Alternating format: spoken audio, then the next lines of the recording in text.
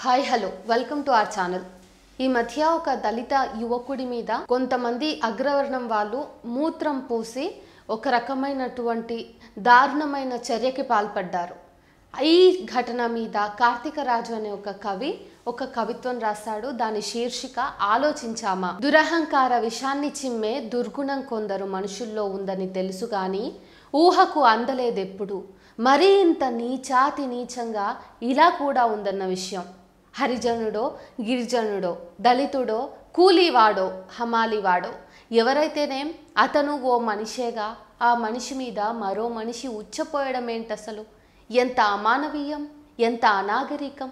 విచక్షణ ఎప్పుడో విసర్జించేసి ఉంటేనే కదా ఈ దుశ్చర్యలు ఉత్పన్నమయ్యేది. ఉచ్చనీచాలు మరిచి చేసేదేదైనా ఉన్మాదమే. ఈ దేశంలో గోడల మీద రాసి ఉన్నట్టు ఇక నుండి ముఖాల మీద రాసుకోవాలా? ఇచ్చట మూత్రం పోయరాదు అని తక్షణ శిక్షాచర్యగా ఇల్లును కూల్చి కూర్చున్నాం. సరే, ఇలాంటివి పునరావృతం అవ్వొద్దంటే అసలు కూల్చాల్సింది దేన్నో ఏ రోజైనా సరిగ్గా ఆలోచించామా? ఎంత హృదయమైన కవిత్వం కదా ఇది. మనము ఆలోచించాలి.